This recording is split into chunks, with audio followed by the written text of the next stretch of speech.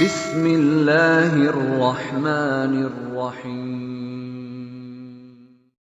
یو زنانه وه د هغې سره خادمو او د دغه زنانه یو ماشومه وشوله. د خادم ته وویل ته بهر لاړ شه او ماله لږ د اور انتظام وکړه، لږ د ګرمایش او د ګرمېدو انتظام ماله وکړه. د ولادت دوران کې زنانو ته د ګرمو خوراکونو، د ګرم موسم او د ګرمې کمرې هغه ضرورت نو خادمې چې بار ووتلو، شپه ده، یخني ده، نو بار یو سړی غیبي غونته کې یو صورت او شکل و، هغه ته تپوس وکوئ چېرته ځي؟ وایي دغه شان زما د سیدې او د مالکې د هغې بچی شوی. تپوس ترې کوي، وایي جینۍ ده که هلکه؟ وایي جینۍ ده. نو وایي ته څه پسې راوتلی؟ وایي زه هغې له د اور انتظام کوم، د ګرمایش انتظام کومه. نو هغه غیبي سړی هغه ورته ووایي، وایي دا کومه ماشومه چې شوې ده، نو وایي دا به د سلو سړو سره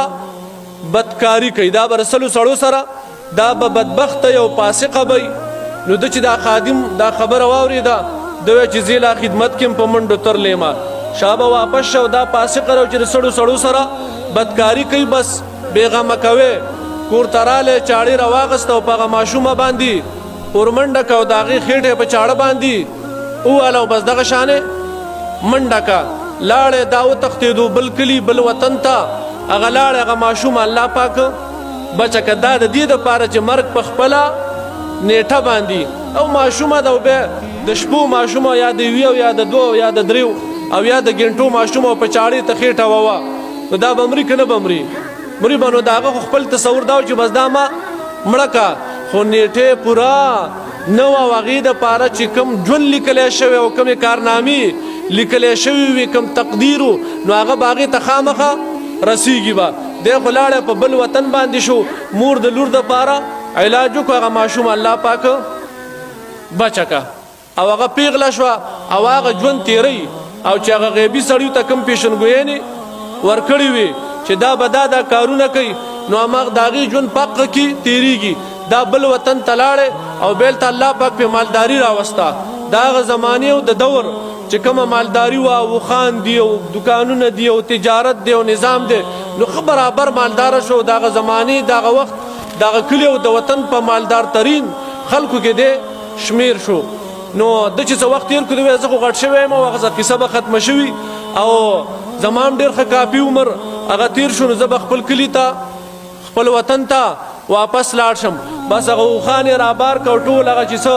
سرمایه وه خپل وطن ته رالی، ولته بنګلې او جایداد او ګاډي د هغه زمانې چې څه سوارینې وې هغې واغستې چې کلي ته رالی بیا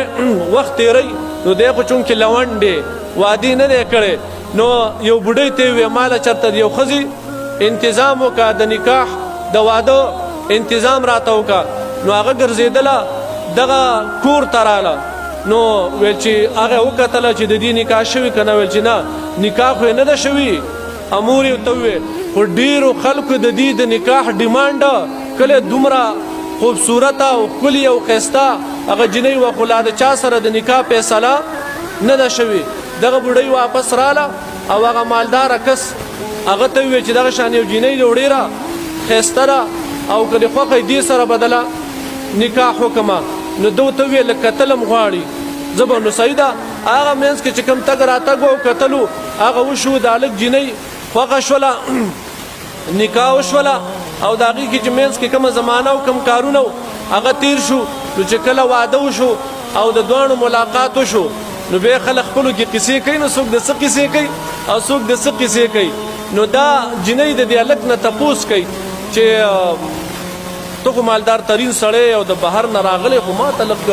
سټوري بیان کا، خاندان دی، نسب دی، څنګه رالی، مال سهل. نو هغه ورته ټوله قصه د ابتدا نه چې دغه شانه زه په یو کور کې خادم وم او د هغه ښځې بچی وشوله، بیا باره ټوله قصې ورته دغه که د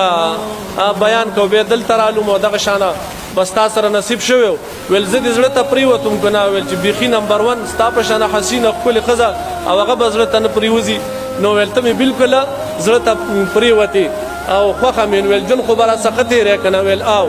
نو دې ته تپوس کوي وای ته څوک یې څه حال دی ستا څنګه و نو دغه قصه واورېده او هغه جینۍ ته د ماشومې ته مور دا ټوله سټوري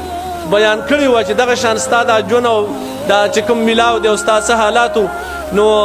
دا جینۍ ورته وایي ماله خو به طلاق نه راکې که نه ما خو به ځان سره اوسې وایي او زه به هم درته حقیقت بیان کړم او راز به درته بیان کړم وایي زه اقه جینۍ یم اتا چې په چاړه باندې والومه زه الله پاک بچ کړی یم زما نیټه پوره نه وه او زه دې وخت او بیا دې وخت الله راورسومه چې تا سره مې نکاح وشوه هغه غیبي سړي چې ورته خبره کړې وه نو هغه ورته دا پیشنګویي هم کړې وه چې د 100 سړو سره به بدکاري کوي او د دې اخري مرګ چې وي نو دا به د جالوګي نه وي عنکبوت مونږ ورته غڼه وی او دا تاسو به ورته څه وی جولا سړی جولاګۍ هغه ښځه هغه جولاګۍ نو وایي دا ستا د دې مرګ به د دې نه نو بیا دې ورته وایي چې هغې خو ما ته دغه شان هغه پیشنګویي کړې وه تا ته څه ویم نه خو دغه راز راته بیان کوي بلکل ما د 100 سړو سره بدکاري کړې ده او دا تا سره چې میلاویږم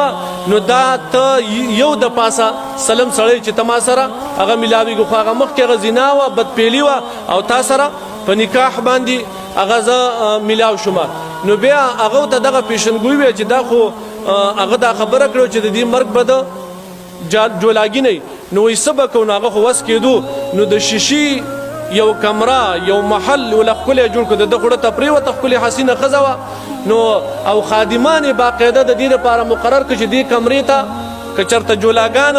رانږدې کېږي عنکبوت هغه رانږدې کېږي نو تاسو به دا وجنې بار خادمان هم ګرځي وګوره دا خبره دې لپاره دا موږ نه بلکل مرګ هیر دی چې اوس لکه مرګ او نیټه او دا سري بس موږ وایو یا به بوډاګان کېږو یا به په ګولۍ لګو دغه خو بانې دي نور په خپله نیټه باندې هغه مرګ راځي چې کوم ازلي فیصله تا دپاره ابتدا کې الله کړې د ابتدا نه هغه فیصله به په تا باندې توارې کېږي او راځي به نو هغه خادمان هم مقرر دی او دوی ښه ښکلی ژوند تېروي او ښه د احتیاط ژوند تېروي نو یوه شپه دوی پراته دي او چې وګوري نو وایي دې کمرې ته یو غڼه راننوتې ده جولا راننوتې دی نو دې ښځې ورته وویل هغه جولا دا دی ویل ویل د دې نه به زما مرګ ویل دا د دې نه ځم دې شي ته ګوره زما هغه مرګ ته ګوره ورپاڅېدل او په چپړه یې پې ګزار وکړو هغه ښکته هغه جولا راوغورځېدو چې ښکته راوغورځېدو نو دې ورباندې خپه کېښوده خپې پې راکاږله چې خپې پې راکاږه نو د هغه د دې جولا یو غور غونته کي دلته غوټه غونته کي دا د زار وډکي نو چې څنګه یې په هغې خپه کېښوده نو هغې نه هغه زار راووته او د دې د خپې دې نوک ته دغه شو دې نوک کې څه زخم و دلته هغه زار هغه خپې ته لاړ هغه نوک ته لاړ او د حقه نه هغه ښځه مړه شو د څه نه چې نیټه مقرر وي او کله نیټه مقرر وي هغه به خامخا کېږي او هغه به راځي نو دې خام خیالی کې د دنیا په بنیاد باندې چېرې زه بنګله او ګاړی او دا ژوند دی ټیک دا دغه ضرورت دی دا ژوند به م ته تیرې ښه برابر یې تیر که ښکلی یې تیر که خو نظر به دې په مرګ باندې چې ګوره ما لپاره یو نیټه خاص مقرر ده او په هغې باندې به ما له مرګ هغه راځي نو غافله کېدل نه دي په کار د مرګ نه غفلت نه دی په کار دا زموږ په سر باندې ځوړند دی راځي به راغورځي